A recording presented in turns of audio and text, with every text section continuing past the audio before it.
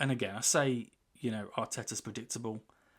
I'm going to get people saying that I'm very predictable because I didn't have to change too much of this. But again, there's just not much options. Do you know what I mean? So this is what I've gone with. Now, let me start from, obviously, the back four anyway.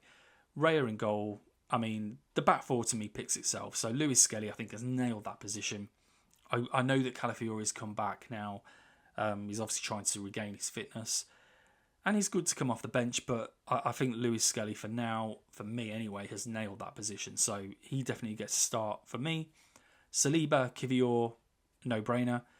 And Timber, hoping that he's fit, I would put him in there. Of course, if he's not fit, White would come in, but we know at the moment White is just not on it. He's trying to regain that fitness, but it's hard for him. He's missed basically the whole season. So Timber there gets the nod for me. As we've talked about, Thomas Partey, key role, disciplined, marshal that middle of the park. Don't go crazy. Well, he doesn't really go crazy and go forward anyway, but he really needs to be disciplined because sometimes he does try to get involved and create the play higher up the pitch, but we can't afford to have him doing that because if it breaks down, which it let's face it does quite a lot, they're going to be flying on the break, with the likes of Isak, Gordon if he plays, Harvey Barnes potentially.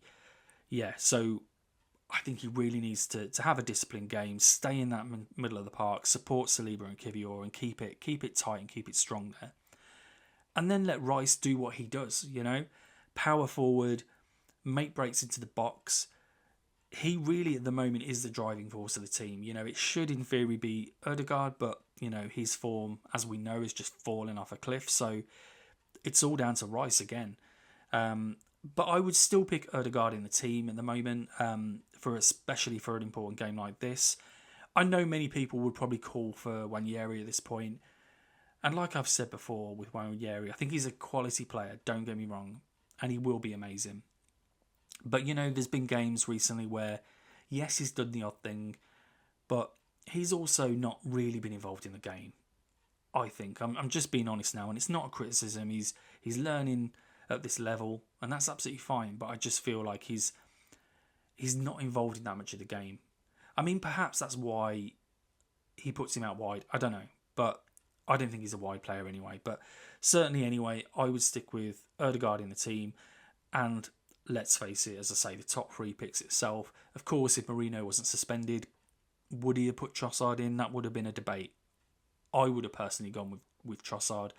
But yeah, that's my front three for this one. Martinelli on the left, Trossard up front. But like I said, I'd like to see them interchange a lot more. And Saka as well, for that matter. I'd like to see more fluidity with those front three, because I think where we lack in clinicalness with those front three, I think by interchanging and just keeping Newcastle guessing a bit, or any opposition for that matter, I just think it makes them much more of a threat. They've all got a bit of pace about them and creativity and finishing ability. Well, certainly Saka and Trossard have. Martinelli a bit debatable, or at least not consistent enough. But yeah, I'd like to see them chop and change about. Saka, move over to the left now and again. Push Trossard out the other side. And just interchange. So keep Newcastle guessing. But yeah, let me know what you think, people. I think, as I say, most people, to be fair, would probably pick a similar team to that. But as always, keen to let you know your thoughts, your criticisms. What would your 11 be? Let me know.